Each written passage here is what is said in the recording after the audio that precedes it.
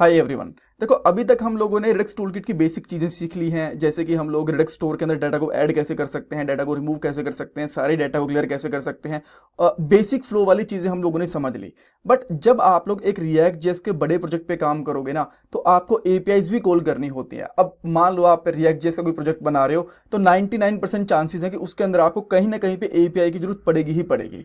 अब एपीआई तो हमारे पास अभी के लिए है नहीं, तो इस डमी एपीआई का यूज हम लोग करने वाले हैं हमारे इस प्रोजेक्ट के अंदर। अब इससे क्या बनने वाला है, अभी तो हम लोग इस एपीआई को इंटीग्रेट करेंगे। नेक्स्ट पार्ट के अंदर इस एपीआई के डाटा को कुछ इस तरीके से हम लोग यूआई के ऊपर रेंडर करवाएंगे। बट इस पार्ट के अंदर हमारा जो मेजर फोकस रहेगा वो ये रहेगा कि कैसे रिडक्स टूलकिट की हेल्प से हम लोग एपीआई को कॉल कर सकते हैं। सो इसके लिए क्या क्या करना पड़ेगा, सबसे पहले एक न्यू स्लाइस बनाएंगे रिडक्स के अंदर। आफ्टर दैट एपीआई कॉल करेंगे रिडक्स टूलकिट के अंदर कि कैसे क्या क्या फ्लो रहता है हमारा। देन रिड्यूसर को स्टोर के अंदर ऐड कर देंगे। एपीआई को कॉल करेंगे हमारे इस कंपोनेंट की लोड के ऊपर, जो हमारा प्रोडक्ट वाला कंपोनेंट है ना, जैसे वो लोड होगा तभी हमारी एपीआई कॉल हो जाएगी। आफ्टर दैट इंटरव्यू क्वेश्चन भी डिस्कस करने वाले हैं। नोट्स कोड प्लेलिस्ट का लिंक आपको डिस्क्रिप्शन बॉक्स में मिल जाएगा। सो अब हम लोग कोड पे चलते हैं और सबसे पहले मैं रिडक्स वाले फोल्डर के अंदर एक न्यू फाइल बनाता हूँ, जिसका नाम यहाँ पे रखूंगा प्रोडक्ट स्लाइस डॉट जेएस। इसके अंदर मैं एक कॉन्स्टेंट ले लेता हूँ जिसका नाम आप लोग रख सकते हो let's say fetch products. Then यहाँ पे हम लोगों को एक क्रिएट असिंक थंग करना पड़ेगा। जब भी आप लोग एपीआईज कॉल करते हो तो आपको एक मिडलवेयर की जरूरत पड़ती है। क्यों? बिकॉज जो हमारी एपीआईज होती हैं वो असिंक्रोनस तरीके से बिहेव करती हैं, राइट। सो उसके लिए आपको यहाँ पे एक क्रिएट असिंक थंग इसका यूज करना पड़ेगा। अगर ये ऑटोमेटिकली ऊपर से इंपोर्ट नहीं होता तो ये आपको इंपोर्ट भी करना पड़ेगा। देन बाद में इसका यहाँ पे नाम रख दो, जैसे कि मैं यहाँ पे नाम इसका रख देता हूँ प्रोडक्ट्स ही रख दूंगा। देन सेकंड पैरामीटर के अंदर इसका एक असिंक फंक्शन आता है। एंड देन आप लोग सिंपली यहाँ पे कोई कॉन्स्टेंट ले सकते हो, जैसे कि मैं यहाँ पे कॉन्स्टेंट ले लेता हूँ एक रेस्प यानी कि रिस्पॉन्स के नाम से। इसका आगे अवेट लगाऊंगा और फेच के अंदर हम लोग हमारी एपीआई का यूआरएल पास कर देंगे। सो ये हमारी एपीआई का यूआरएल है एंड देन इसको हमने रख दिया। आफ्टर दैट ये जो डाटा रिटर्न करेगी वो जेसन के फॉर्मेट में नहीं होता। सो यहाँ पे एक और कॉन्स्टेंट लेना पड़ेगा जेसन रिस्पॉन्स करके, और यहाँ पे मैं अवेट लगा देता हूँ। रिस्पॉन्स को जेसन में कन्वर्ट कर दूंगा, राइट, इस तरीके से। ओके, आफ्टर दैट हम लोग यहाँ पे रिटर्न कर देंगे Jason response dot products, right. अब ये प्रोडक्ट्स कहाँ से आया, ये देखो इसके अंदर प्रोडक्ट्स वाली की है ना, तो ये हम लोगों ने यहाँ से रिटर्न कर दिए, राइट। अब आपको यहाँ पे एक स्लाइस भी बनानी पड़ेगी। ये आपने असिंक फंक्शन बना लिया जिसके अंदर एपीआई कॉल होगी। देन अभी आपको यहाँ पे एक कांस्टेंट लेना पड़ेगा। मे बी इस कांस्टेंट का नाम आप रख सकते हो प्रोडक्ट स्लाइस। एंड देन यहाँ पे करेंगे क्रिएट स्लाइस, हम लोगों ने कर लिया।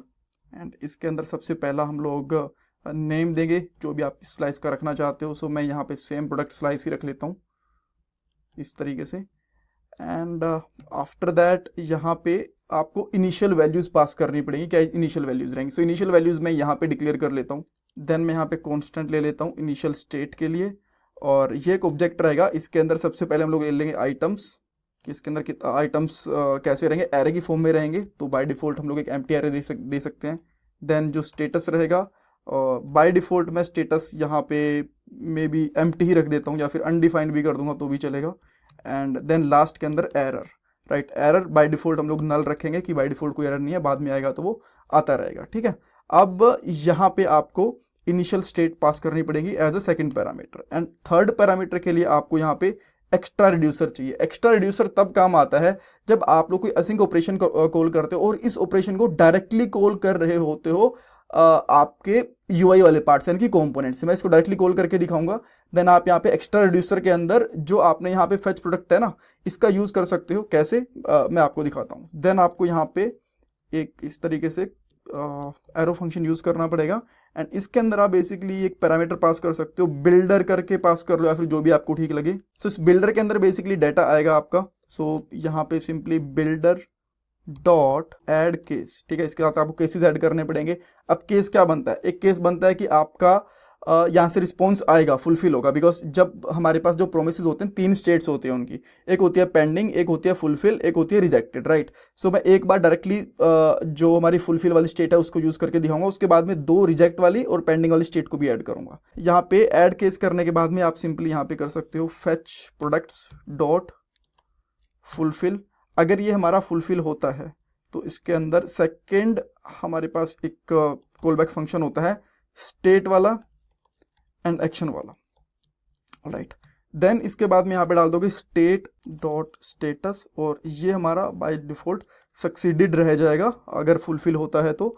एंड देन हम लोग स्टेट के जो हमारे आइटम्स रहेंगे डॉट आइटम्स, इनके अंदर हम लोग बेसिकली हमारे एक्शन के आइटम्स डाल देंगे, एक्शन डॉट आइटम्स, ठीक है। और यहाँ पे ना इक्वल टू आएगा, और एक यहाँ पे मैंने स्टेट नहीं स्टेटस लेना था, राइट, बिकॉज ये चीज़ें यहाँ से मैच करनी चाहिए, ठीक है। ओके, सो यहाँ से चीज़ें रेडी है। अब आपको सिंपली एक चीज़ क्या करनी है, आपका यहाँ पे स्लाइस है, इसको एक्सपोर्ट करना पड़ेगा। तो यहाँ पे करोगे export default and then product slice dot reducer, ठीक है। ये रिड्यूसर है आपको, ये आपने एक्सपोर्ट कर दिया, और अब इसको आप रजिस्टर करोगे इस रिड्यूसर को स्टोर के अंदर। तो आपने जैसे यहाँ पे एक कार्ट वाला स्टोर ले रखा है, इसी तरीके से एक और यहाँ पे स्टोर ले सकते हो। इसका नाम मैं यहाँ पे सिंपली कर देता हूँ प्रोडक्ट्स, और इसके अंदर हम लोग प्रोडक्ट्स रिड्यूसर यूज़ करेंगे। अब ये कहाँ से आएगा, बेसिकली ये आएगा इंपोर्ट प्रोडक्ट रिड्यूसर फ्रॉम, यहाँ पे रहेगा आपका प्रोडक्ट स्लाइस से, ठीक है। ओके, सो एक बार के लिए चेक कर लेते हैं कोई एरर तो नहीं है अभी तक। मैं यहाँ पे रिफ्रेश करता हूँ, एंड यहाँ पे एक एरर मिला है मुझे, ये कह रहा है required is not defined and product slice, ठीक है। यहाँ पे क्या है भाई, 1 लाइन के ऊपर, लेट मी सी। अच्छा, ये रिक्वायर्ड क्यों आया यार, मुझे समझ में नहीं आया। एनीवेज हम लोग इसको फिक्स कर देते हैं। यहाँ पे मैं लिखूंगा इंपोर्ट समथिंग फ्रॉम, और यहाँ पे लिखेंगे @redux toolkit, ठीक है। और यहाँ पे हम लोग इन दोनों चीज़ों को रख देंगे। इसको मैंने यहाँ पे रख दिया। अब ये वाला इशू तो नहीं आना चाहिए, हाँ ये फिक्स हो गया। सो अब हम लोग बेसिकली हमारे product.jsx वाली फाइल के अंदर आएंगे, और यहाँ पे एक यूज़ इफेक्ट का यूज़ करेंगे। ये सिंगल टाइम कॉल होना चाहिए, और सिंगल टाइम कॉल करने के लिए हमें बेसिकली यहाँ पे एम्प्टी अरे पास करना पड़ेगा। एंड देन सिंपली यहाँ पे इंपोर्ट करो, इंपोर्ट समथिंग फ्रॉम, देन अच्छा ये फोल्डर के अंदर है तो इस तरीके से जाएगा रिडक्स, देन प्रोडक्ट स्लाइस, और इसके अंदर से आप यहाँ पे निकाल सकते हो फेच प्रोडक्ट्स, और यहाँ पे फेच प्रोडक्ट को बेसिकली रजिस्टर कर दोगे। रजिस्टर क्या कर दोगे, डिस्पैच कर दोगे, dispatch and then with this way, right. और यहाँ पे ऑब्वियसली फंक्शन है तो इस तरीके के ब्रेसेस। अब ये ऑटो सजेशन नहीं दिखा रहा था, पता नहीं क्यों। अच्छा, यहाँ पे एक्सपोर्ट नहीं लगाया ना हम लोगों ने, सो यहाँ पे आप सिंपली कर दोगे एक्सपोर्ट। एक बार वेरीफाई कर लेता हूँ कि क्या सेम चीज़ यहाँ से कॉल हुई है कि नहीं हुई है। हाँ ठीक है। सो नाउ अब मैं यहाँ पे आके एक बार के लिए चेक करूँगा कोई API कॉल हुई है कि नहीं हुई। सो मैं यहाँ से रिफ्रेश करूँगा एंड देयर वी गो, हमारे पास एक API कॉल हो चुकी है। अब इसका जो डाटा है इसको हम लोग यहाँ पे कंसोल भी करवा सकते हैं। अब कंसोल करवाने के लिए सिंपली यहाँ पे आके एक कांस्टेंट ले लो, जिसका नाम आप ले सकते हो मे बी सिलेक्टर, या फिर प्रोडक्ट सेलेक्टर करोगे तो भी चलेगा, कोई प्रॉब्लम नहीं है। एंड यहाँ पे यूज़ सेलेक्टर का यूज़ करोगे।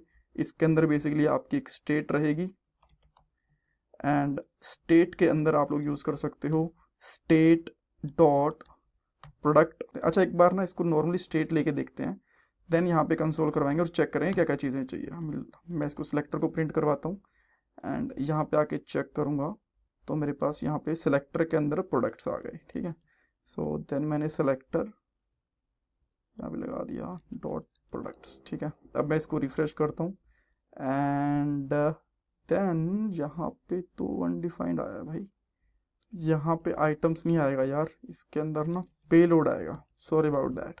नाउ अब आप देख सकते हो हमारे पास आइटम आ चुके हैं 30, एंड देन यहाँ पे लास्ट में हम लोग यहाँ पे लगा देंगे items dot items, and there we go, हमारे पास 30 आइटम्स आ गए। अब नेक्स्ट वाले पार्ट के अंदर हम लोग ऐसी लिस्ट रेडी कर लेंगे इन 30 आइटम्स के साथ। इसमें कुछ डाउट कंफ्यूजन है मुझे कमेंट सेक्शन में पूछ सकते हो। क्वेश्चन आपसे यहाँ पे पूछ सकते हैं कि हम लोग असिंक ऑपरेशंस कैसे करते हैं रिडक्स टूलकिट के साथ में, या फिर API कॉल कैसे करते हैं। इसके अंदर आप बताओगे कि हमें क्रिएट असिंक थंक फंक्शन का यूज़ करना पड़ता है। ये बेसिकली मिडलवेयर होता है जो असिंक ऑपरेशंस को परफॉर्म करने के काम में आता है। जो कोड है एंड जो नोट्स वगैरह हैं द codingskills.com के ऊपर मिल जाएंगे। यहाँ पे द कोर्सेज के ऊपर जाना है आपको, एंड देन यहाँ पे सारे के सारे नोट्स, कोर्सेज, कोड वगैरह सब मिल जाएगा आपको। Thank you so much guys.